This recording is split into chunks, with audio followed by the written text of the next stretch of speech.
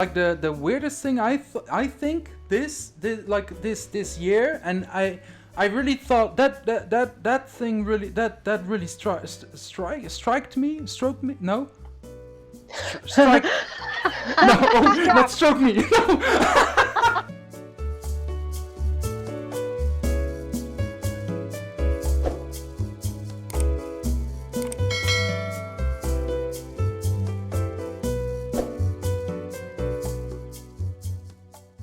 Thank you for having me. Yeah, thank you for coming on the show, by the way. Really, thank you it's really so nice. much. Yeah, it's really an honor. And I've been following your work already for maybe a few years or something. I've been following your work. It has been a couple of years that we've been following each other. Yeah. Yes, I think so. And what I've seen, first of all, you're very productive. I try to be, yeah. I've had to take some time off when I've had my children. I took time off when I was studying video and photography, but I went back to painting. I've always gone back to painting. I'm curious why you decided to at least switch for a while or expand for a while into photography and video. Or my son needed a lot of help. And I didn't feel like painting was worth it anymore. I had a son that was using drugs and in and out of my house, and I didn't feel like painting pictures was really a good answer to stuff that was going on, and I was in school. I was doing my graduate school at the time. So I thought, well, I need to take some pictures of my family anyway, because everybody had problems. So I started taking pictures and just inside my house. And then I picked up a video camera. And the movie that I made was really about my son and I and our relationship. And that was my graduate project.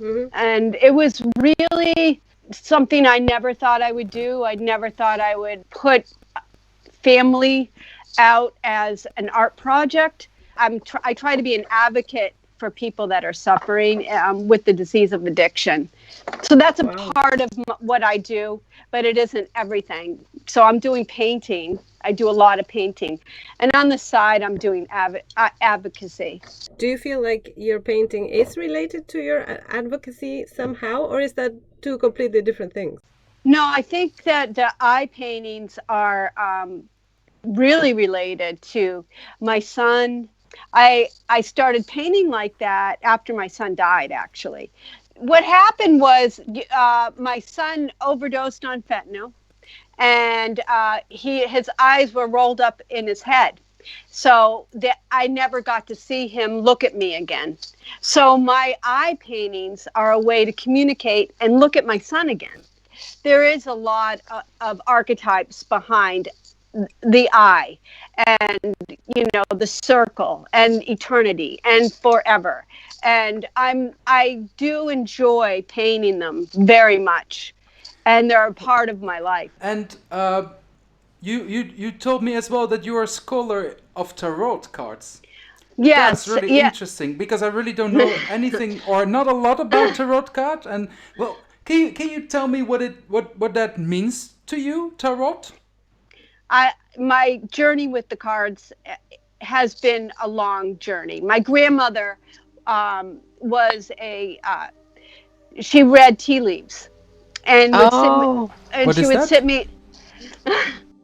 Yeah, I know that. Yeah, that's amazing. And so she sat me on her knee when I was like 4 years old, and I would watch her read tea leaves. Using my tarot, I don't give readings or anything. It's just for myself. Like, what would you advise someone who's actually just starting in tarot? Tarot, actually. There's really good podcasts. I don't know if you can get the same podcasts over there that Lindsay Mack. I mean, that's a good podcast to listen to if you're doing tarot. Yeah, usually, when I started, the deck I bought had a little booklet with like a description of every card and also explanations depending on the position. So the more you read that, the more you see the cards, the more you start seeing into them, and the more you remember. Or, you know, if you find a card next to another card, they can influence each other's meanings, and so that kind of stuff. I did this a few days ago, and and now I was keep on thinking like what the card again was. Maybe you know more about it. It was the Hanging Man and upside down. Oh yeah. Okay, so Romina, you know that the hanging man means you're waiting for something, right?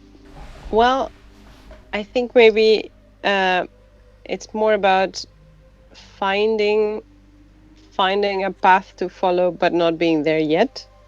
You know? Yeah, because it's linked to a specific question I had in mind, and I was really not getting. That's already something else. Yeah. That could be something else. It could be a longer wait than you first thought it might be. So it's basically like the standing man. Sorry? It's a standing man with a rope. Standing man with a rope around his ankle.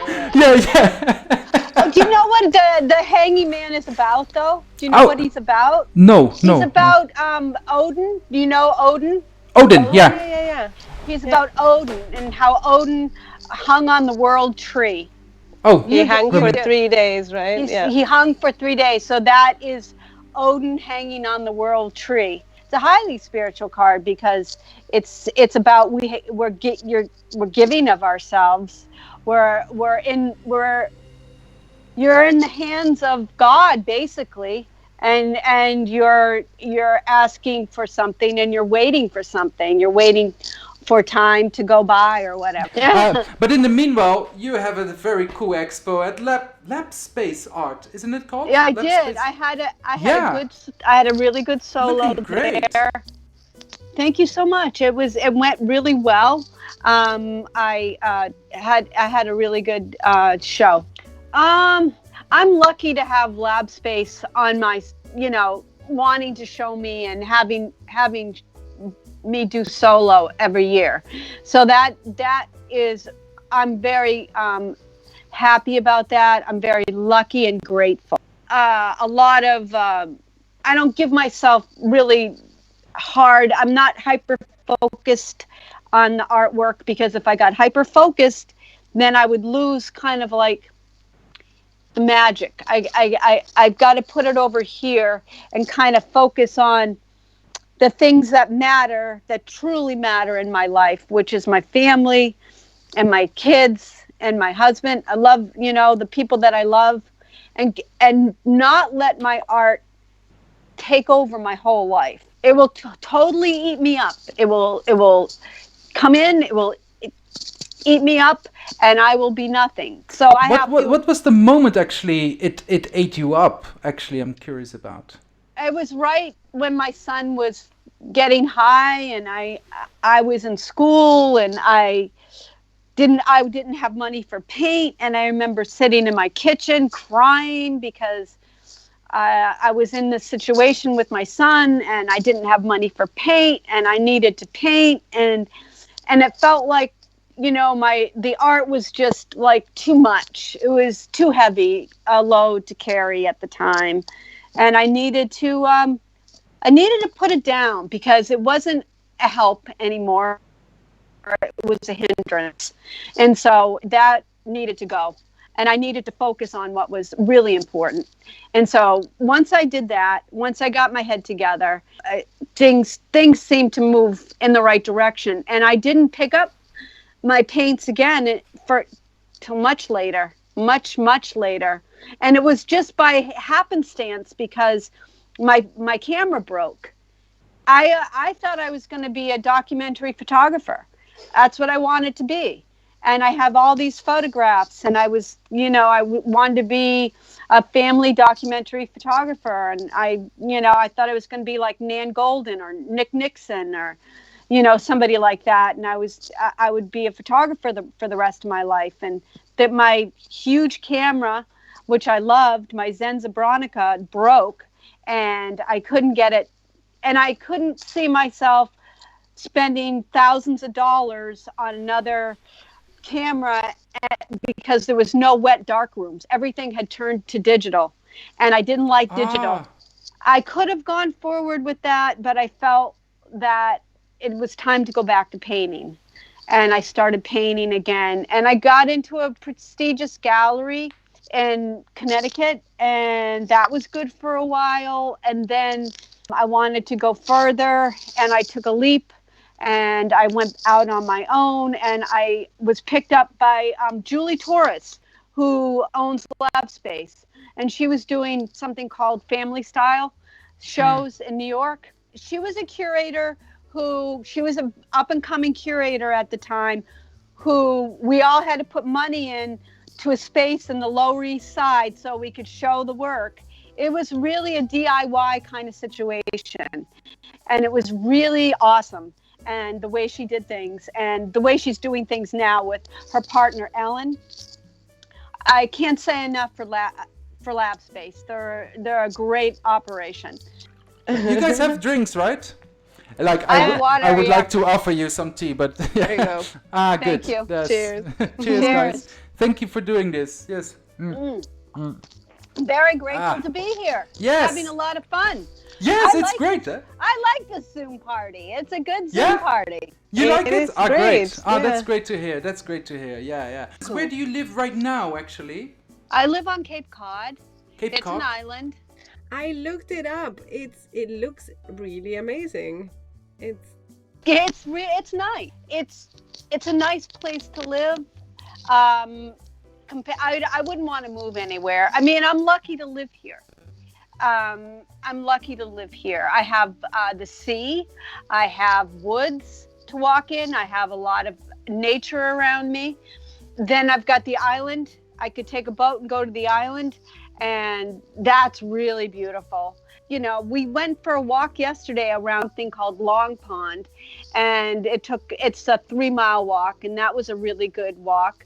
Nobody's around, and it was great. I don't know how to call it. What's the vibe in America at the moment? What's crazy? What like being in such a remote place? What do you experience as really crazy in this whole? Well, the crisis there has been going on for years, of course, plus the pandemic, but it's very strange. We're in between 2 eclipses right now. Do you guys know anything about the eclipses that are happening?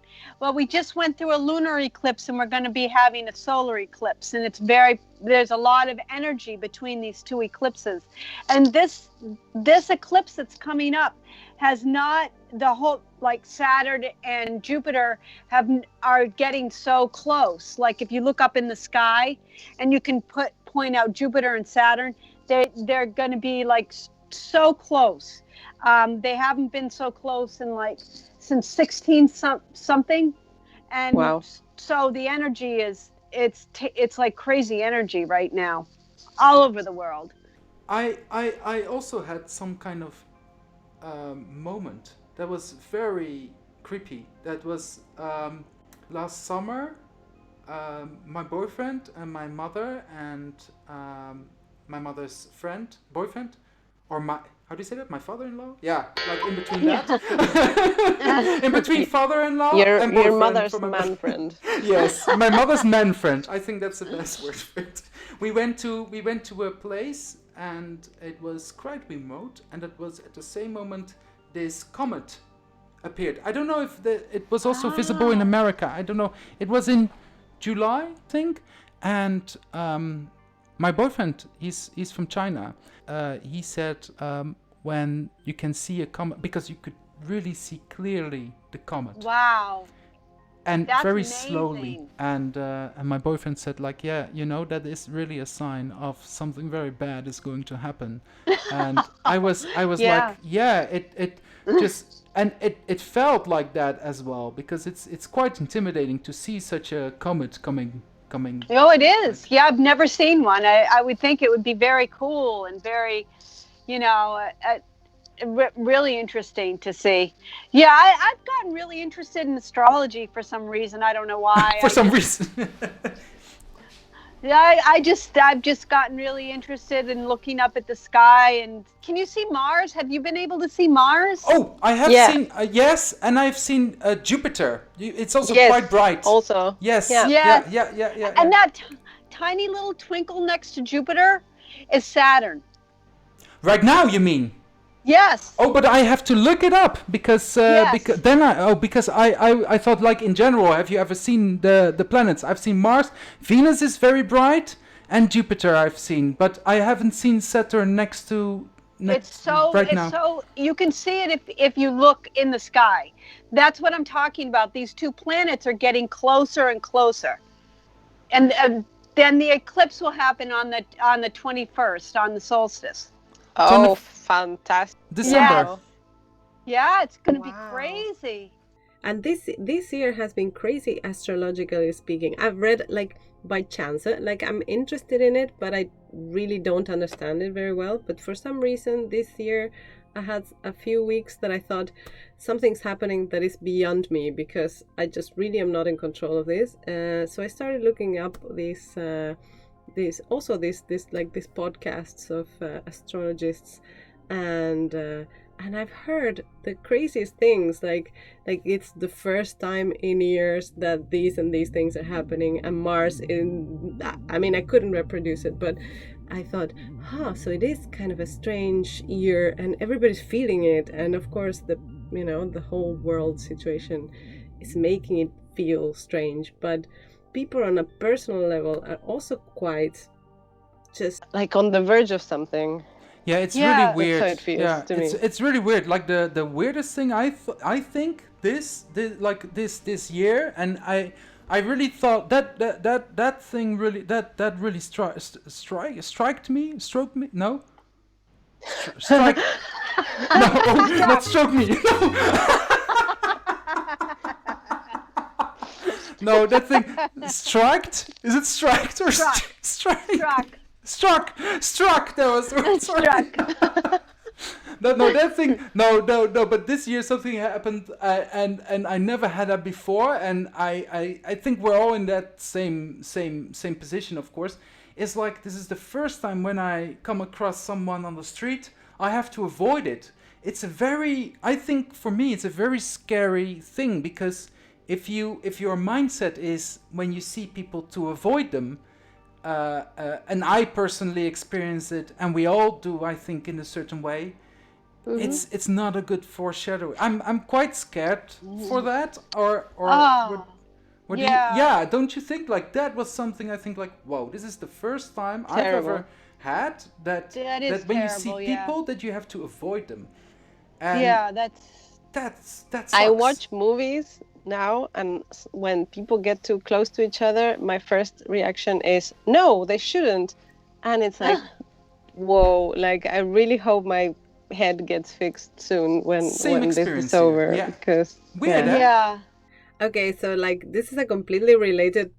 This is a completely related question to everything we've been saying. So what are your thoughts about aliens? Now, okay, I can make it related. I read that it's something that you also consider as your almost your future self, your unattainable self in while you paint, right? You have the ghost, the zombies, and the aliens as something that you reach to, basically. So something that's not there yet. But so I want to know what that's about. And if you don't want to talk about that and you want to talk about real aliens, that's also okay. You know, they're all metaphors. They're all metaphors for feeling like an outsider a lot in my life. You know, feeling like I don't belong, maybe. So maybe that's why I was interested in aliens, and you know, I I take them pretty liberally. Like the zombies, I did not know why I had to paint zombies, but I had to paint zombies. I mean, I still have to paint them. They're also zombies are part of me. What is it that I'm not willing to look at in myself? What is it that is foreign to me? What am I not seeing when I look at myself? What is it that I'm hungry for? At first, I don't know what they mean, really, and then as I work with them, I find out a little bit more about what they're trying to say, because they seem to come to me. They say, "Hey, I'm a ghost. You're going to be painting ghosts now." So I painted another ghost today. And do I believe in aliens? Yes, I do. So And are the are the aliens, but the aliens in your paintings, they are really like the metaphors. They don't necessarily have to do with the real aliens that you believe. these are kind of like cartoons. I have an alien smoking a blunt right here. I have aliens in party hats. I have aliens drinking wine. They're gonna be doing, everything. They're just like hanging out, enjoying. I Chilling. love it. Do you have any alien films that you actually really like and think, whoa, yeah, this I can believe, or are they all silly? Sometimes I watch. Have you ever heard of the show Ancient Aliens? With No. You guys haven't? You don't have it over there? What is it called? No. Ancient Ancient Aliens. Ancient No. aliens. No. Oh, it's too bad. You would love this show. We can probably find it online. We're gonna, write it yeah, down. absolutely, yeah. Well, Now, there's a scientist with really crazy hair, and there's another one with a great big necklace, and they talk about how aliens have always been part of the Earth, and how they got the pyramids going, and how they put Stonehenge in place, and it's wonderful. If you like aliens, or if you enjoy a good story, you have to see Ancient Aliens. I think my boyfriend will really love it. By the way, do you also have because in America they also have a lot of ghost shows, right? Or ghost TV shows? How do you call it? Yes, Ghost Adventures. Ghost Adventures? Is that a good one? It's a good one. Yes. Ghost Adventures. Was my son's favorite, and we would sit together and we would watch Ghost Adventures. Yes. Ghost Adventures. Because when I was a kid, I always used to watch these American shows on Discovery Channel. And then later on, there was this on internet. It's called ghoststudies.com. Do you know that one? No. It's actually really. When I was a teenager, it scared really I was so scared. Heebie-jeebies. That's the word you're looking for. Oh, probably. What is it called? What did you say? Heebie-jeebies. What is that? Heebie-jeebies? It scared the heebie-jeebies out of you. It scared the heebie-jeebies out of me. Seriously. Yeah, it did. It scared the heebie-jeebies out of me. No, seriously. So what they showed, and it was like, I think 2005, 2006. And this ghoststudies.com is a website where they show pictures with ghosts captured. How do you say it? Where they captured ghosts. Ghost Adventures. You will like that. I'm gonna check it up, Susan. They use all kinds of computerized gadgets, and they pick up like sounds and stuff. It was my son's favorite thing to watch. We'd watch it on a Saturday night. Aww. It was crazy. But it was fun. It's a fun thing to do. Is there any ghost stories in the Netherlands? Do you tell ghost stories in the Netherlands? There's not a lot of room for mysticism. Mysticism in the Netherlands, I must say, is a very down-to-earth country. But I am quite curious. I'm quite a curious person when it comes to that. No, but I do have some anecdotes myself.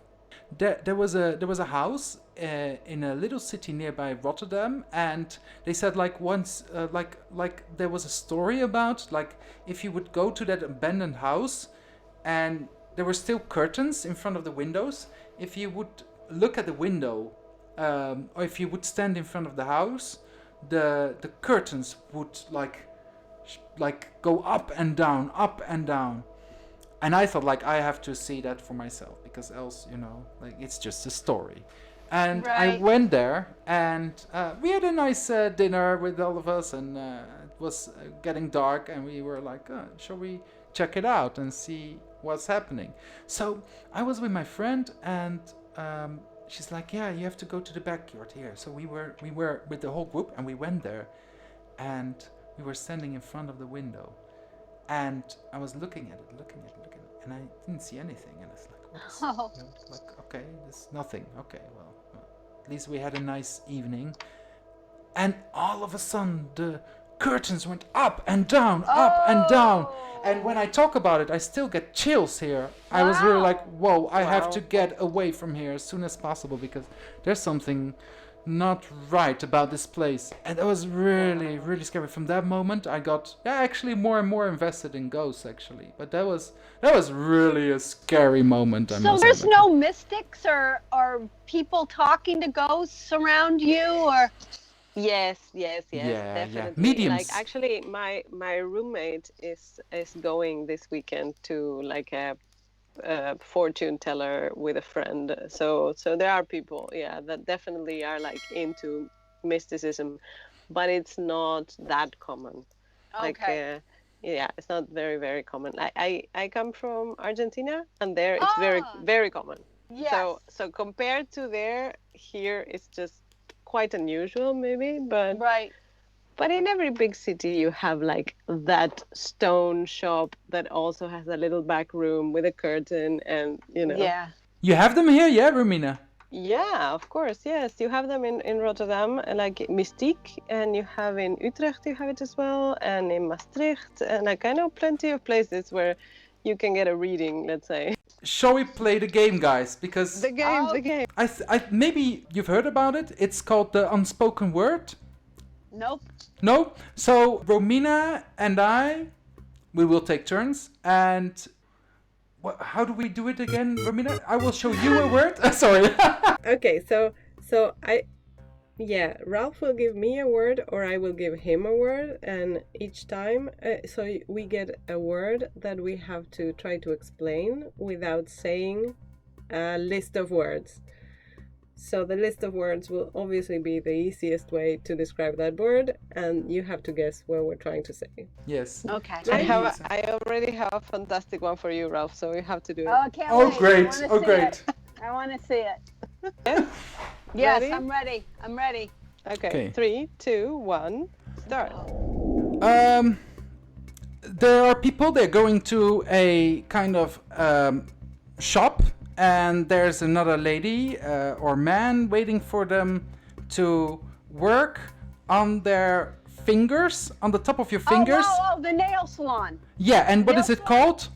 It's a nail salon. Yeah, and if people do... Manicurist. Yes! All right. There are people that get up on stage and they're funny and Actors. They like. Oh, Nope. comedians. And they tell. Stand-up comedians. And what did they do? Telling jokes. Jokers. No. Yeah. The almost joke. Joke. Joe? Yeah. Joke. Oh gosh. It's a particular season of the year. It's there's a lot of snow.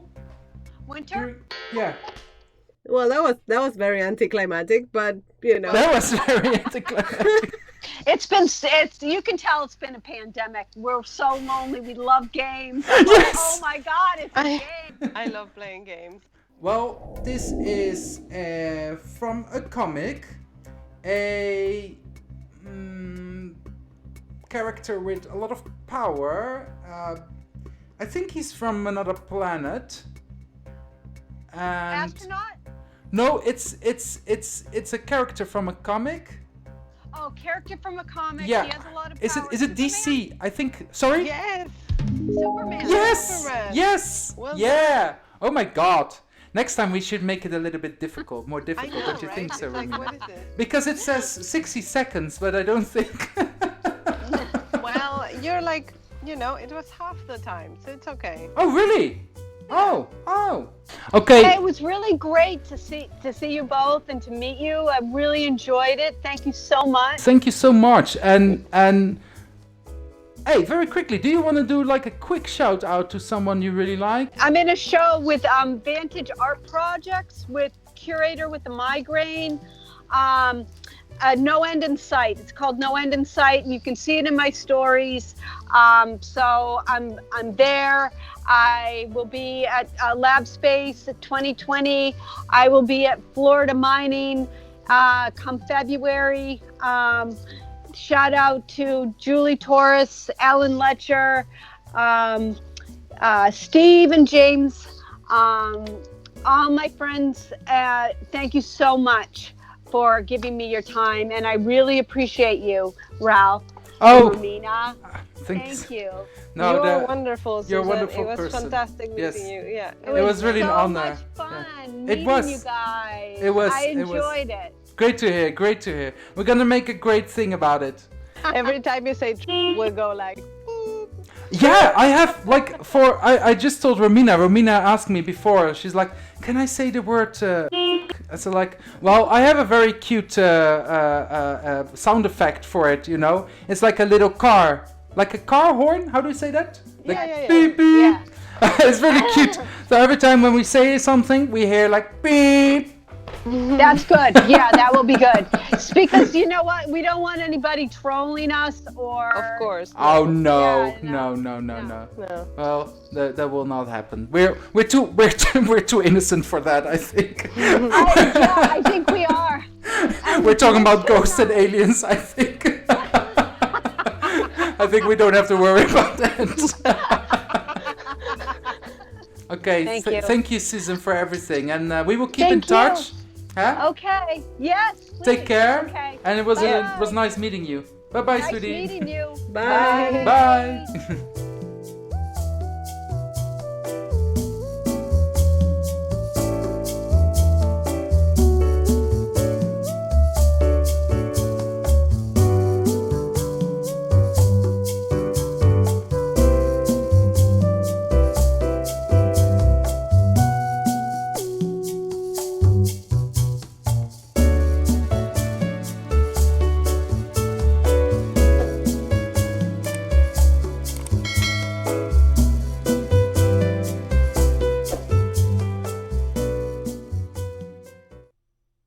Cheese!